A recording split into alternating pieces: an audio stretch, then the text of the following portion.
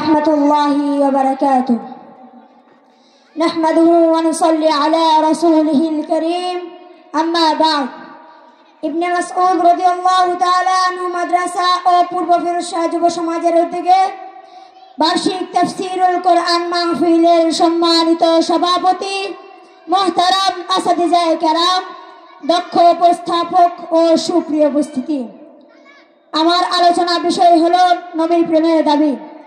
আল্লাহ তৌফিক হলে এ ব্যাপারে কিছু আলোচনা করব।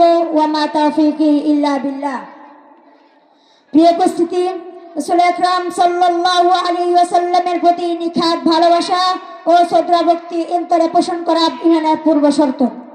আল্লাহর ভালোবাসা পাওয়ার একটি নির্ভরযোগ্য মাধ্যম। বলার অপেক্ষা রাখে না।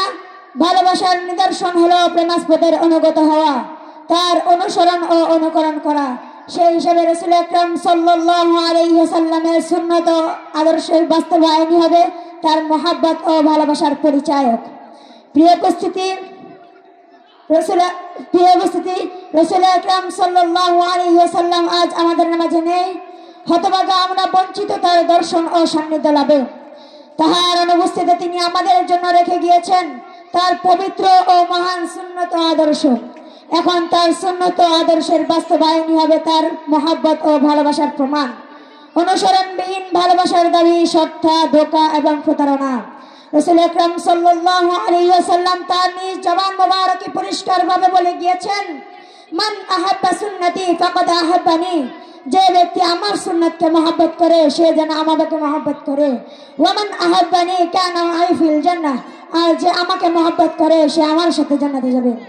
অতএব যার জীবনে নববী আদর্শের বাস্তবায়ন রয়েছে সেই কেবল প্রকৃত আশিক রাসূল, পরিণামে আল্লাহর অধিকতর ভালোবাসার পাত্র। প্রিয় উপস্থিতি, ইশকে রাসূল ও নবী প্রেমের গুরুত্বপূর্ণ দিক হলো তার প্রতি দুরূদ পাঠ করা। আল্লাহ তাআলা এটি সকল উম্মতের জন্য দায়িত্ব ও কর্তব্য হিসেবে ঘোষণা করেছেন। তাই বেশি বেশি দুরূদ পাঠ করা ও নবী প্রেমের দাবি। প্রিয় উপস্থিতি, আজ বড় দুঃখের সঙ্গে বলতে হয় আমাদের সমাজে দাবিদার আশিক রাসূলের অভাব নাই।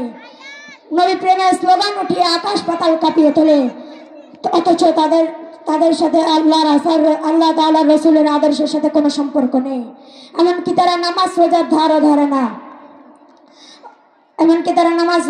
ধরে না।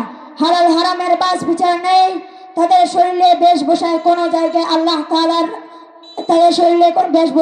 জায়গায় আল্লাহ রাসূলের আদর্শের ছাপ নেই।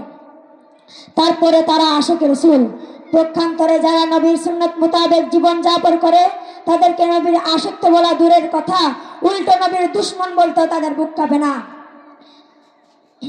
দুনিয়ায় তারা এমন ভণ্ডামি করে পার পেলেও কাল কিয়ামতের দিন হাউজে কাউসারের ময়দানে তারা বিচার দেওয়ার মতো কোনো কিছুই পাবে না। আল্লাহ তাআলা আমাদের সকলকে এমন ভণ্ডামি থেকে বেঁচে থাকার তৌফিক দান করুন ও নবীর সুন্নত মোতাবেক জীবন যাপন করার তৌফিক দান করুন। ওয়া আখিরু দাওয়ানা আনিল হামদুলিল্লাহি রাব্বিল আলামিন। আসসালামু আলাইকুম ওয়া রাহমাতুল্লাহি ওয়া বারাকাতুহু।